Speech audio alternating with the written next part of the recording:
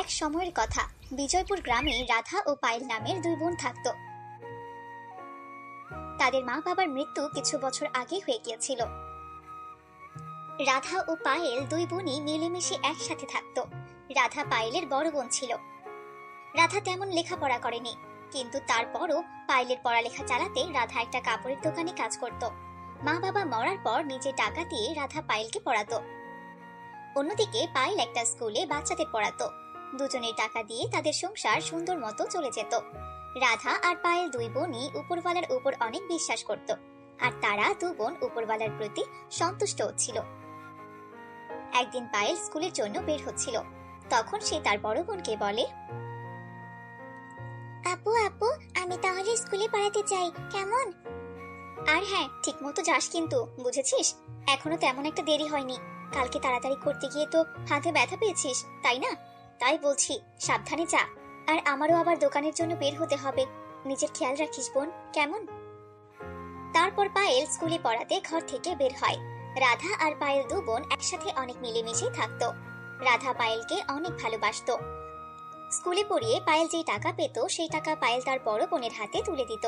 তারপর ঘরে এসে পায়েল তার বোনকে বলে, আপু, এই নাও, আমার স্কুল থেকে আমি বেতন পেয়েছি। এই টাকাটা তুমি তোমার কাছেই রাখো, কেমন? এই টাকা তুমি আমাকে দিচ্ছ কেন বোন? তুমি এই টাকাটা তোমার কাছেই রাখো। তুমি প্রতি মাসে আমাকে তোমার বেতনের টাকা কেন দাও বলো তো? তুমি তোমার কাছে কখনো তো রাখতে পারো, তাই না? তোমার কত কাজেই তো টাকা পয়সা লাগতে পারে, তাই না বলো? না না আপু, আমার কখনো টাকার দরকার হয় না। আর যদিও বা দরকার হয়, তাহলে আমি তোমার কাছ থেকে চেয়ে নেব। কিন্তু আপু, টাকা রাখার কাজটা তুমি করো, কেমন? ধরো। আচ্ছা আচ্ছা, ঠিক আছে। এখন তুমি তাড়াতাড়ি গিয়ে হাত মুখ ধুয়ে খেতে এসো, কেমন? কারণ আমি তোমার জন্য খাবার রেডি করছি। এইভাবেই দুই বোন সুখে শান্তিতে জীবন কাটাতে থাকে। আর একদিন যখন পায়েল স্কুলে পড়াতে যাচ্ছিল, তখন একটা ছেলে রাস্তায় পায়েলকে আটকায় আর বলতে থাকে, পায়েল শোনো, তোমায় না আমার খুব ভালো লাগে। তুমি আমার বন্ধু হবে তো? না না, আমি কারো বন্ধু হব না। যদি তুমি আমার বন্ধু হতে চাও, তাহলে প্রথমে আমি আমার আপুকে জিজ্ঞেস করব। আপু যদি বলে, তবেই আমি তোমাকে জানাবো, বুঝেছো?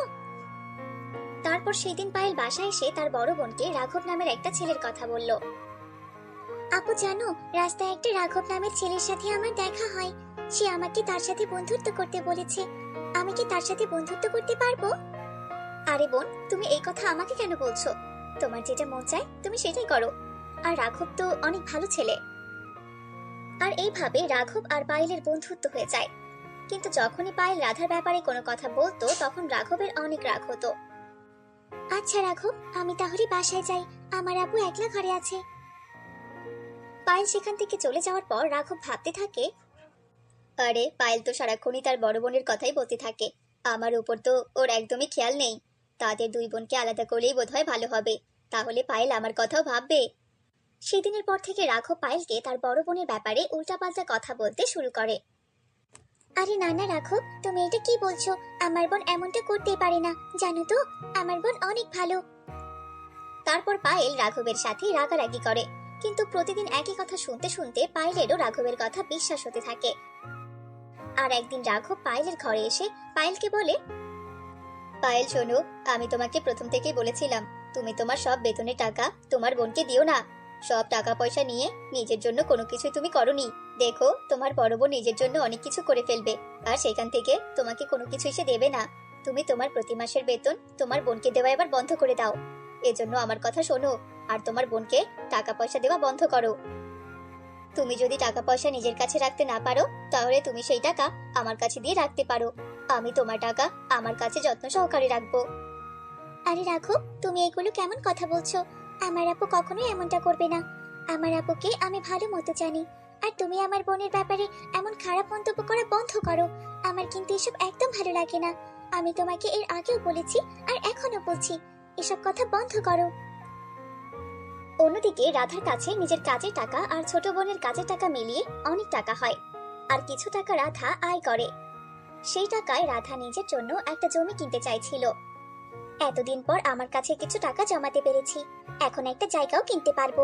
কিভাবে একটা ছোট জমি কিনতে পারবো বুঝেই উঠতে পারছি না। আমি একটা কাজ করি, আমি প্রথমে একটা জায়গা কিনি, তারপর পায়েলকে সারপ্রাইজ দেব। এটা শুনে পায়েল অনেক খুশি হয়ে যাবে।